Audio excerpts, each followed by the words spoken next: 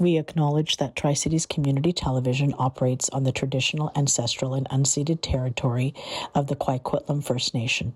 We thank the Coquitlam who continue to live on these lands and care for them along with the waters and all that is above and below.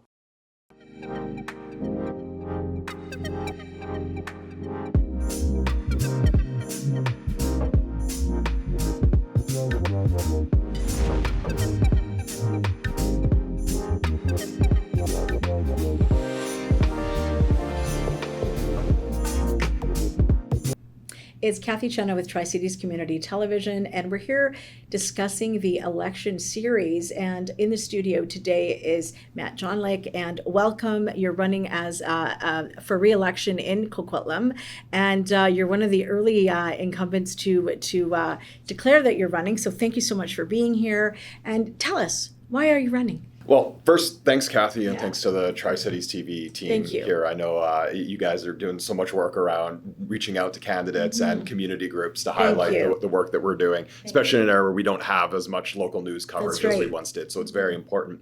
I'm excited to have announced my re-election bid. I've been on council now for one term over the last 4 years, and I'm incredibly proud of some of the work that our council's been able to accomplish over these years. We've approved a new rec center that's now under construction. We've built a new outdoor pool. We have an additional library that's going to be planned for the Coquitlam area. We're looking at a number of park expansions. We have a lot on the go in Coquitlam. I'm blessed to have some really amazing colleagues here in Coquitlam around the council table, and I'm looking to continue to do another 4 years to build on that work that we've been doing. I can really feel your passion and exuberance in all the things that you have been doing, so that's great. We're going to get into what your top 3 priorities are, but just tell me, what is the one issue that you believe matters most to Coquitlam residents right now? I think it's keeping up with some of the growth, and it's something you're probably going to hear from, I imagine, councillors from not just the Tri-Cities, but you'll hear it from local governments across British Columbia. It's no secret that we have a growing community, so how do we keep up with some of the needs of the community, those being the recreation centres, parks, playgrounds, but also the things that cities are responsible that you don't see every day because they're buried under the ground. Your water mains, your sewers, these are the meat and potato issues of local government, and keeping up with them is the challenge, but also being able to sequence them in a way where our own staff capacity and taxpayers are able to bring them online in a way that's also fiscally prudent. Right. And so if you are reelected, what are your top 3 priorities for Coquitlam? So it's finishing the Burke Mountain Rec Center and Library. I'm proud to say we're in the Poirier Library branch, and we have our 3rd library branch that's now under construction. I'm also really proud that we've approved a 4th library branch in the Coquitlam area. So also it's about, I think I've heard from residents a lot around traffic congestion and just making sure that they're able to get to the places that they need to go on time. So that's why I'm looking to push for, and I know we are looking at some further road expansions and connections. We just expanded pipeline to 4 lanes. That's really helped some of the traffic flow. But we're also looking now at expanding Falcon so it can connect to Dudney Trunk Road, take some of the pressure off of Pine Tree and Johnson. And we're looking at adding a lane to North Road. North Road, obviously all along between Lougheed and Coquitlam, because of the SkyTrains there, we've seen a significant amount of growth. So how do we build more some of those lanes, road connections, but also work with TransLink to make sure that we have the buses? We can't just focus on roads and bringing on more and more cars onto our streets, but bus service is very important. I hear a lot about it from residents in Burke Mountain, Westwood Plateau, and some more of the south of Coquitlam, not as close to SkyTrain. It's a much more cost-effective way than building SkyTrain stations. So we're going to continue to push TransLink to improve more bus service in our community. Okay, that's fantastic. Of course, housing has been a major concern. How are you going to balance growth, affordability, and protecting Coquitlam's character? I'm incredibly proud that our council's put forward 4 pieces of city land for affordable housing projects. So right now we have 2 sites, one on Laval, one on Sydney, that are about to break ground. We partnered with Success, and those are going to provide housing for priority access to low-income seniors in Coquitlam. So that's going to be a great success, I believe. We're also looking at a site on Coast Meridian up on Burke Mountain and another site on Brunette, where we might be able to then look at maybe some other groups, maybe it's families, maybe it's some people with disabilities or complex needs who might be able to need more low-income housing. So we're using some of our surplus city land to be able to put forward and partner with nonprofits on that front. In terms of character, we have design guidelines in Millardville that we really emphasize to make sure we preserve that French character. And I think the other piece is ensuring that we're cooperating and planning with residents. We just went through a significant upheaval with a provincial legislation that was introduced a few years back.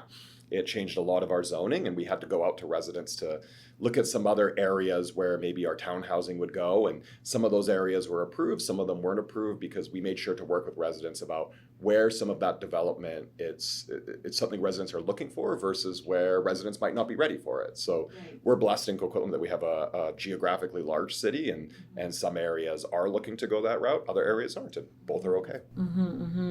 What are your thoughts on density, development, and infrastructure and keeping pace with growth?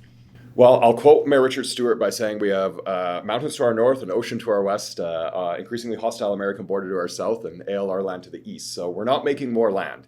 It's also become more and more apparent from an environmental perspective and a financial perspective that we simply can't sprawl out endlessly.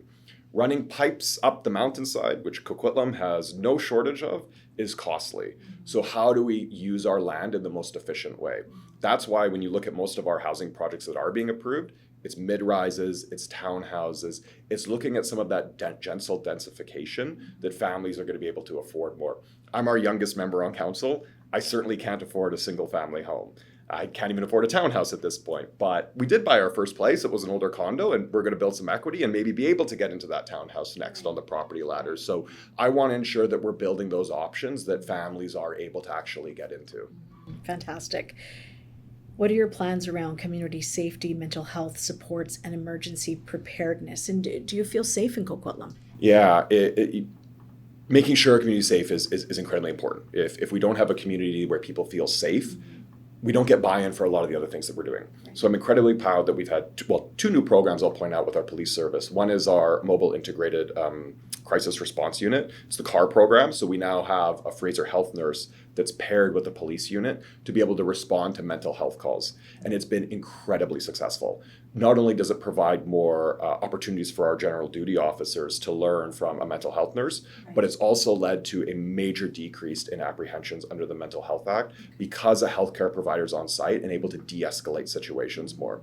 We also have a gang enforcement unit who's taking more of a proactive approach to make sure that we're not having that kind of organized crime element that we do see in other municipalities here in Coquitlam. We're incredibly blessed that we haven't seen that. Our crime rates are statistically quite low compared to other municipalities in the region, and that's something that we want to continue to do. And on our firefighters front, I'm incredibly proud of the work that our firefighters do. We've started a new medic truck unit. So this allows for a smaller unit to be able to go out and respond to perhaps smaller calls, while keeping our larger trucks free to be able to respond to the major crises that they might have to go to. Right, that's fantastic. How can the city better support families, seniors, youth, and small businesses?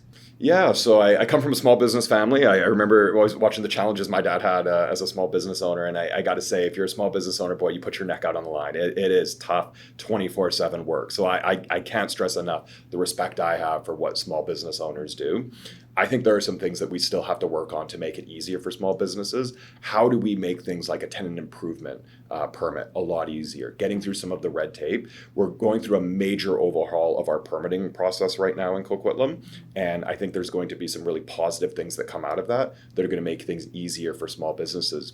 And for families, it's really about making sure that they have the things that they need, such as the pools, the parks, to be able for their kids to get things like swimming lessons. It's one of the reasons why we've actually rebuilt the Mundy Park pool, where we see the importance of having another outdoor pool. We see the importance of having the Burke Mountain Rec Center with its pool there, as well as down the road Fraser Mills, because that's going to provide a tremendous amount of capacity for swim lessons for kids. Mm-hmm. So Coquitlam prides itself on parks, trails, and the environment. How would you protect and enhance these community assets? Well, I'd point to something our council just unanimously supported just a couple of weeks ago, and it's going to be going to a public hearing. We have a large section of a wildlife corridor on Burke Mountain that we're actually opting to rezone. We've looked at some different swapping of land with some private owners to be able to move the development from there and preserve some of these really pristine areas for wildlife. Because that, and back to the community safety piece, it's also going to allow for some of the bears, the periodic cougars that we see, coyotes, to give them more of that green access rather than ending up in your garbage bin. Yeah, in your backyard. Traffic, transit, and parking remain concerns, Matt. What solutions are you going to champion, and what have you done? Yeah, so pipelines expansion was something really important for making traffic flow better in our city center area. There are some additional increased road volumes that we have roads planned. It's always that challenge where oftentimes the new roads come in when we see development, because we need some of that private land to be able to create the new road or to expand the new road. So more roads are coming to Coquitlam. We're looking at some more lane expansions. I'm also really proud that we're looking at other forms of transit. So micromobility is big. I hear more and more from residents who are looking to take a bike. They have their e-bikes now. And in Coquitlam, if you're getting around with all the hills, you need an e-bike. So along Guildford, we approved a protected bike lane. I think it's operated very successfully. I actually live right where it is. And every time I step outside my apartment door, I'm seeing people that are taking that and using a bike rather than a car. And the scooters, of course, that are around, right? There's a lot of work that still needs to be done around that. A lot of education for some of that. Yes. We're Throwing them down and not putting them properly. Absolutely. Drives me crazy. Yeah. Which is why, if I can point out on that, we actually changed the rules for the rental program to require people to take them to parking pads. So that's going to really help to, I think, keep some of that clutter that we initially saw out of the way. So we're rolling out more of those parking pads for the rental scooters. But on the private ones, there's still some work to do, because that's where we often see someone who might be speeding with them, the rental ones being controlled better, that we have some more work to do. Mm-hmm. What is your leadership style? That's a good question. It's I think it's about collaboration. How I think councils work best when you set a goalpost that everyone understands, and when every member of council is able to put a little piece into where that goalpost might go. So for me, it's always about looking at where do we agree, finding the areas we agree, and finding the areas where we can come together and bring together our ideas to be able to set policy. And I'm incredibly lucky to have a number of amazing colleagues on council. I think they all do great work, and we've been very blessed to have a group that does that kind of consensus building. So for me, it's a lot about listening, bringing people together, accepting that people do have different views, and that's okay. It actually makes us better in some ways at the council level when we can disagree and then shape policy together and push back and come to a consensus. Right. And residents sometimes feel disconnected from municipal politics. What are some of the ways that you would improve transparency and public engagement? Yeah, I think there's a great opportunity coming up where we have we're going to be doing our OCP again. Now we have to do it every 5 years, where we're going to be starting some consultation again in a couple of years about what does that broader community look like in terms of development. Listening is something that's always important. I like to tell residents we have 170,000 people living in Coquitlam, and there are varying opinions. So sometimes it's about finding how can we get maybe 70% of what you're looking for? How do we find between residents that agreement? Because one of the challenges I certainly find in my job is sometimes you might have two people living on the exact same block who have diametrically opposed views on a decision. And so who's right, who's wrong? Both have valid points. Can you find a way for us to choose a policy where they might be able to come together? What's one thing that you love about Coquitlam? I love that we have a little bit of everything. It's, we're a bit of a Goldilocks city where we have a bit of that urban flavor that's there, where we have our sky trains, we're bringing in more office space, we're bringing in a lot more retail space. That creates some exciting opportunities for us. We also have giant parks. We have parks that are very active with events, with sports, but also are nature-based, like Mundy Park. We have neighborhoods that come in all different housing types. If you want to live in a tower next to a SkyTrain and have everything in walking access, that's great. If you want to live in a single-family home area with a big yard, that's also great. In Coquitlam, we're really striving to make sure that we have a bit of everything so people have that choice. Mm-hmm. What's something that people don't know about you? Oh, that's a really good question.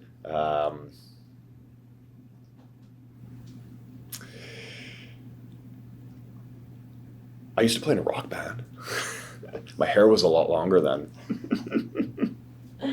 That's a new one there. I played, I also grew up, I think a lot of people know it, but I like to compare my job to it. But I grew up playing hockey. I was a goalie. And it's very similar in many ways, I find, where there's City Council is similar to being a goalie.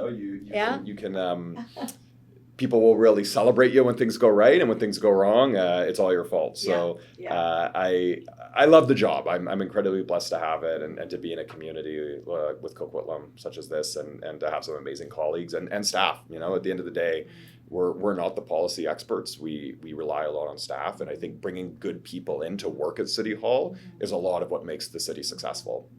So in 1 minute or less, why should residents vote for you, Matt? I have a balanced view on how we can take the city forward. I'm passionate about the things that we're doing that the community needs. I'm passionate about focusing on the core responsibilities of the city. You don't hear Coquitlam in the news as much as some other municipalities, and I think that can often be a good thing. For me, it's about good governance. I'm planning to work hard. I'll continue working hard like I have over these last 4 years and make sure that we have a council that works together and focuses on the best interests of Coquitlam residents. That's fantastic. Well, again, thank you so much for being here today and sharing your views with us. You're listening to Cathy Cena with Tri-Cities Community Television. That was Matt Djonlic, and he is running for re-election in the city of Coquitlam. He believes in a collaborative, balanced approach, and he's someone that will listen. Don't forget to vote on October 17th, 2026. Thanks so much for listening, and until next time.